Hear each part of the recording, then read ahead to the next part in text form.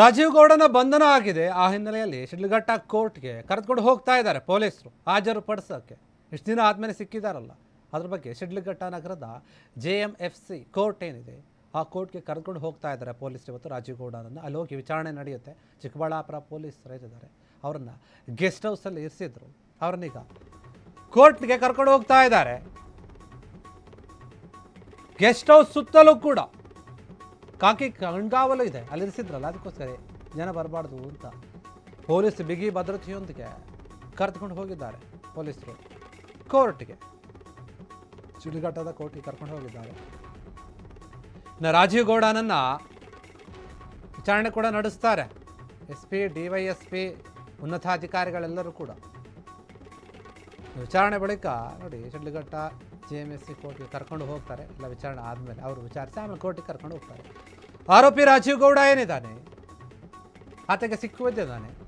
SP, DYSP ಎಲ್ಲರೂ ಕೂಡ ಅದನ್ನು ವಿಚಾರಣೆ ಮಾಡಿದ ನಂತರನೇ ಶಿಡ್ಲಘಟ್ಟದ JMFC ಕೋರ್ಟ್ ಏನಿದೆ ಅದಕ್ಕೆ ಹಾಜರುಪಡಿಸ್ತಾರೆ.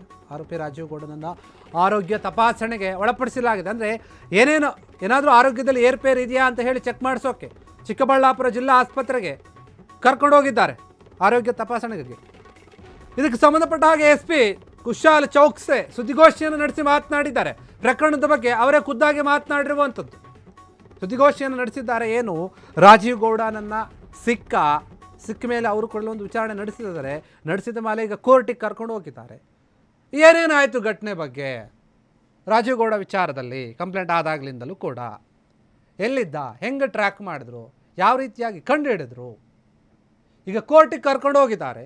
ಅಲ್ಲಿ ಕೋರ್ಟ್ ಏನು ಹೇಳುತ್ತೆ, ಮೊದಲೇ ವಿಚಾರಣೆ ನಡೆಸಿರ್ತಾರೆ ಪೊಲೀಸರು, ಉನ್ನತಾಧಿಕಾರಿಗಳೆಲ್ಲರೂ ಕೂಡ ಆಸ್ಪತ್ರೆಯಲ್ಲಿ ಚಿಕಿತ್ಸೆ ಪಡೆದ ಮೇಲೆ ಅಥವಾ ಎಲ್ಲ ಟೆಸ್ಟ್ಗಳನ್ನು ಮಾಡಿಸಿದ ಮೇಲೆ ಈತ ಚೆನ್ನಾಗಿದ್ದಾನೆ, ಆರೋಗ್ಯವಾಗಿದ್ದಾನೆ, ಏನೂ ಕೂಡ ಆರೋಗ್ಯದಲ್ಲಿ ಸಮಸ್ಯೆ ಇಲ್ಲ ಅದನ್ನು ಖಚಿತಪಡಿಸ್ಕೊಳ್ತಾರೆ. ಅದಾದ ನಂತರ ಕೋರ್ಟ್ನ ಆವರಣಕ್ಕೆ ಕರ್ಕೊಂಡು ಬರ್ತಾರೆ. ಇಲ್ಲಿ ಕೋರ್ಟ್ನಲ್ಲಿ ಇದ್ರ ಬಗ್ಗೆ ವಿಚಾರಣೆ ಆಗುತ್ತೆ. ಕೋರ್ಟ್ ಏನು ಆದೇಶ ಕೊಡುತ್ತೆ, ರಾಜೀವ್ ಗೌಡಗೆ ಏನು ಹೇಳುತ್ತೆ, ಪೌರಾಯುಕ್ತೆಗೆ ಧಮಕಿ ಹಾಕಿ ಉದ್ದಟತನವನ್ನು ಮೆರೆತಿದ್ರು. ಸರ್ಕಾರಿ ಅಧಿಕಾರಿಗೆ, ಅದು ಮಹಿಳಾ ಅಧಿಕಾರಿಗೆ ಯಾವ ರೀತಿಯಾಗಿ ಮಾತನಾಡಬೇಕು ಅನ್ನೋದು ಗೊತ್ತಿರಲಿಲ್ಲ. ಅಂತಹ ವ್ಯಕ್ತಿಯನ್ನೇ ಈಗ ರಾಜೀವ್ ಗೌಡನನ್ನು ಕೋರ್ಟಿಗೆ ಕರ್ಕೊಂಡ್ಬಂದಿದ್ದಾರೆ. ಇದ್ರ ಬಗ್ಗೆ ಇಲ್ಲಿನ SP ಏನಿದ್ದಾರೆ ಚೌಕ್ಸೆ ಅವರು ಸುದ್ದಿಗೋಷ್ಠಿ ನಡೆಸಿ ಮಾತನಾಡಿದ್ದಾರೆ ಪ್ರಕರಣದ ಬಗ್ಗೆ.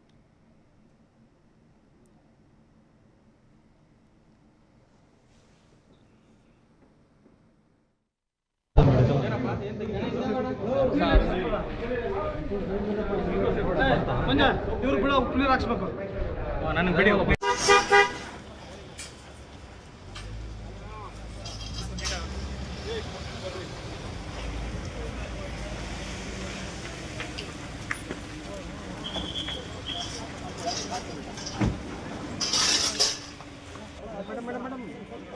ಮೇಡಮ್ ಸೀನು ಸ್ವಲ್ಪ ಸೈಡ್ ಬನ್ನಿ.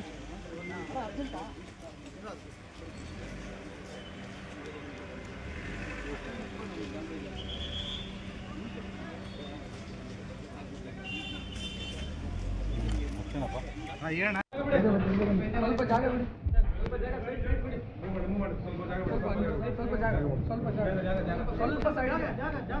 ಸೈಡ್ಗೆ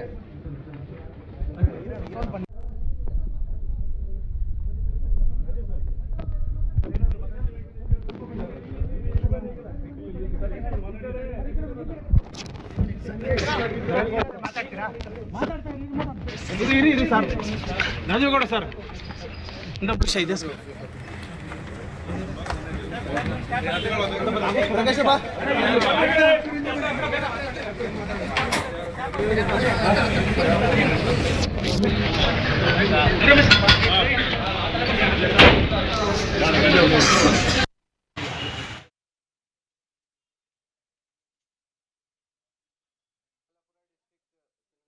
ಪೊಲೀಸ್ ಸ್ಟೇಷನ್ ಲಿಮಿಟ್ಸ್ ಅಲ್ಲಿ 14th January 2026 ಒಂದು FIR ರಿಜಿಸ್ಟರ್ ಆಗಿತ್ತು ಈವ್ನಿಂಗ್ ಟೈಮ್ ಅಲ್ಲಿ.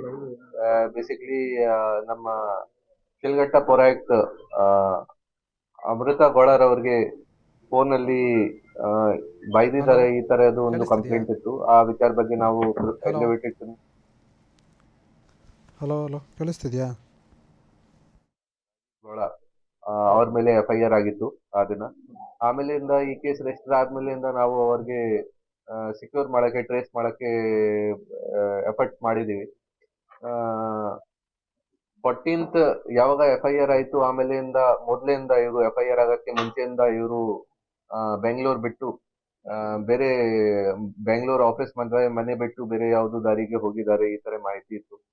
ನಮ್ ಟೀಮ್ ವಗೇರಾ ಎಲ್ಲ ಇವರದ್ದು ಬೆಂಗಳೂರಲ್ಲಿ ಯಾವ ಪ್ಲೇಸಸ್ ಇತ್ತು, ಆಫೀಸ್ ಮತ್ತೆ ಮನೆ ವಗೇರಾ ಅದು ಎಲ್ಲ ಹುಡುಕಿ ಸರ್ಚ್ ಮಾಡಿ, ಆಮೇಲೆ ಬೇರೆ ಜಾಗ ಯಾವ್ದು ಹೊರಗಡೆ ಹೋಗಿದ್ದಾರೆ ಈ ತರ ನಮ್ಗೆ ಮಾಹಿತಿ ಬಂದಿತ್ತು.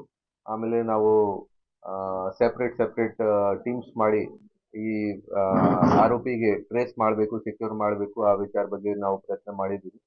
ಸೊ ಲಾಸ್ಟ್ 10-12 ಡೇಸ್ ಇಂದ ಇದು ನಡ್ತಾ ಇತ್ತು. ಆಮೇಲೆ ನಮ್ಗೆ ನಿನ್ನೆ ಆರೋಪಿ ರಾಜೀವ್ ಗೌಡ ಅವರು ಕೇರಳ ಮಲಪ್ಪುರಂ ಡಿಸ್ಟ್ರಿಕ್ಟ್ ಅಲ್ಲಿ ಒಂದು ಹೋಟೆಲ್ ಹತ್ರ ಸಿಕ್ಕಿದ್ದಾರೆ.